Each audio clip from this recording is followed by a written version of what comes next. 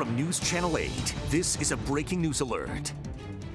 We are following breaking news out of the district. An investigation is underway after a body was found in the Anacostia River near Kingman Island in Northeast. Police, fire, and EMS responded around 7:40 this morning. They are still on the scene and have blocked off that area. The body has been pulled from the river, but it has not been identified at this time. Stay with News Channel 8, ABC7, and WJLA.com with more on this breaking story.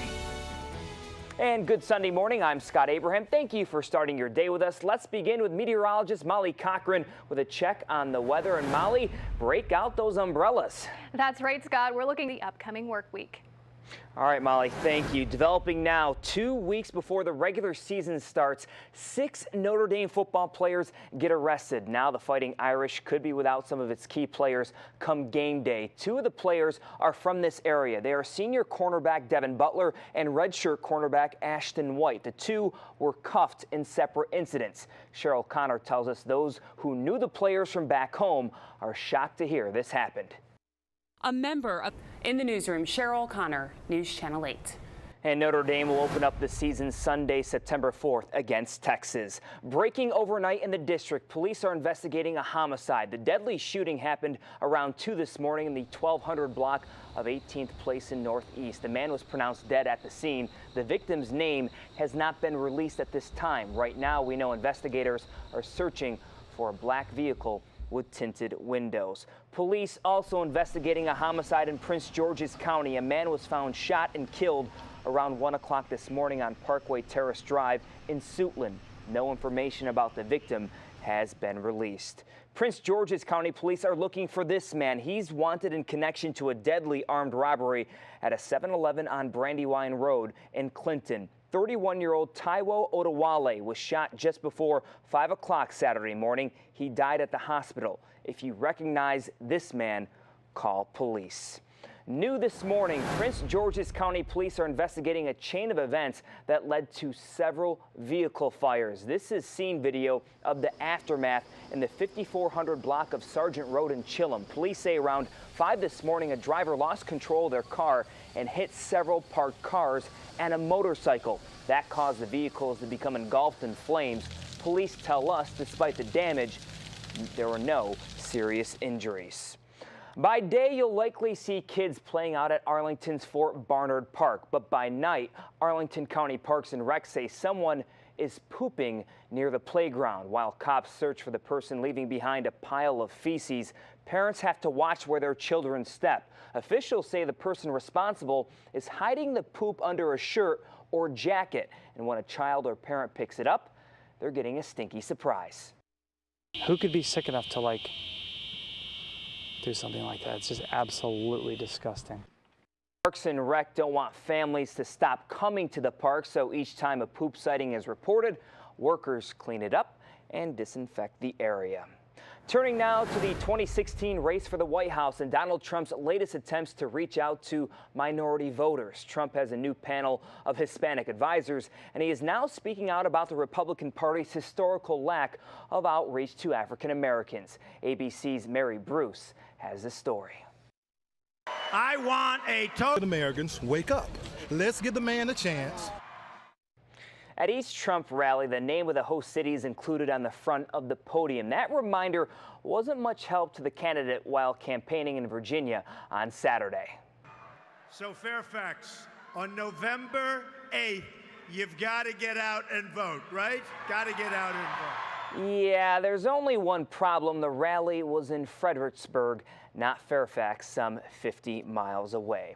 2 national polls show Hillary Clinton leading Trump by a wide margin in Virginia. A Washington Post poll puts Clinton ahead by 8 points. Quinnipiac gives her a 12-point lead. This weekend, Clinton is attending a pair of fundraisers in Massachusetts, including one hosted by Cher. The Democratic and Republican tickets are stepping up fundraising in the coming weeks, with dozens of events scheduled before Labor Day.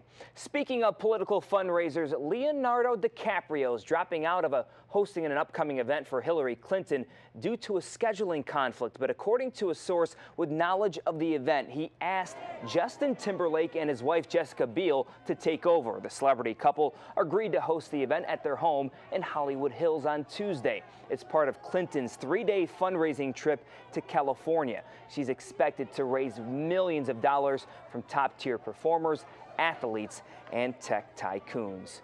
The man behind some of the biggest boy band sensations such as the Backstreet Boys and NSYNC has died in prison. Lou Pearlman was serving 25 years in prison for running a $300 million Ponzi scheme out of his Orlando office. His former clients took to Twitter after learning the news. They expressed mixed emotions about his death, acknowledging he gave them their start, but claiming he owed them millions of dollars.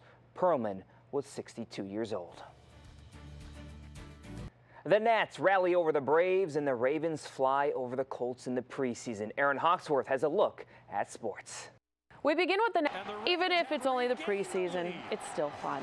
I'm Aaron Hawksworth, and that's a look at your morning sports.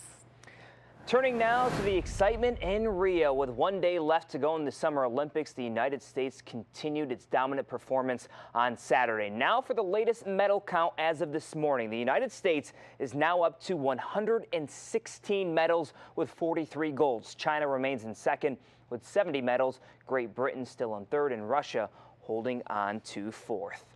Well, it's a milestone this one-time drag racing champion never thought he'd live to see his 50th birthday.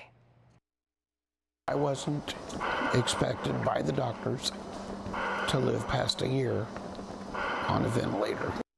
A near fatal accident in 1987 left Rick Davidson almost completely paralyzed. Always wanting to get back on the open road, his friends recently came up with an idea. They built him a special trailer that allowed him to ride in the open air. Davidson and his friends are now riding from Kansas City to Oklahoma City to watch a taping of the show Street Outlaws. Great to see. Still to come on News Channel 8, we are tracking extreme weather across the country, from flooding in Texas to tornadoes in the Midwest. We'll take a look at the aftermath as folks continue to clean up. Developing now, extreme weather tearing through parts of the country overnight. Ohio and Michigan slammed by tornadoes. Now wake up to a big cleanup ahead. And in parts of Kansas and Texas, heavy rains came fast and furious, causing flooding. And it's not over yet. Rob Marciano has the latest. Over. So when I got home, still nothing prepares you for this. That's awfully tough to see. Mother Nature packing a big punch in the Midwest. Here back home locally, we have some nice weather ahead, a cool down, but maybe some rain this afternoon. And the rain, I think, is a little bit here already. Yeah, that's right, Scott. And it's definitely going to be basically some action today and then coming 90s. Scott? Finally giving those air conditionings a little break. Thank you, Molly. Coming up on News Channel 8, an urgent warning from the IRS about a new scam targeting families and college students. We have those details next. This is an automated message for you by the Internal Revenue Service. A 7 on your side consumer alert and an urgent warning from the IRS about a new scam targeting families and college students. Thieves posing as IRS impersonators demanding payments over the phone for fake taxes like the federal student tax. He had my full name. He knew where I went to school. He knew the area that I lived in. In just 3 years, American families have been conned out of nearly $45 million by IRS telephone scams. California, New York, and Texas were among the hardest hit states. Remember, the IRS will never call to demand immediate payment, ask for your credit or debit card numbers over the phone, or threaten to bring you to local police. Well, show us your back-to-school pictures. Just upload them at burst.com/WJLA, and we'll share some of them on air and online as the kids go back to school over the next few weeks. And I know some schools reporting back to school on Monday, and they should have a nice little morning to go back to school. That's right, Scott. It's pretty hard to believe that summer is over for quick. some. It really has. And thankfully, though, if you're heading out to the bus stop, we have Frederick County, Maryland. The school's starting there for tomorrow, and it's looking quite nice. Pickup time going to be looking at sunshine, temperatures in the 60s. Then by recess, heading out, won't need the jacket. it. It's going to be quite comfortable. Temperatures in the mid to upper 70s, then drop off going to be coming in the lower 80s. And we're really looking at clear skies really through the later half of the week. Plenty of bright sunshine Tuesday and Wednesday. Temperatures on Tuesday get slightly below average, but I think a welcome change for most. And then by the later half of the week, we'll warm back up. Chance for a few thunderstorms popping back in on Friday. And then for the upcoming weekend, next weekend, looking quite nice. It might be your last chance to head to the pool. We'll have some sunshine and temperatures in the 90s. I'm loving those lows in the 60s. Yes, definitely. It's a nice change. Yeah, giving the AC a break. Absolutely. Thank you, Molly. And thank you for joining us here on News Channel 8. We hope you have a fantastic Sunday. We'll see you a little bit later.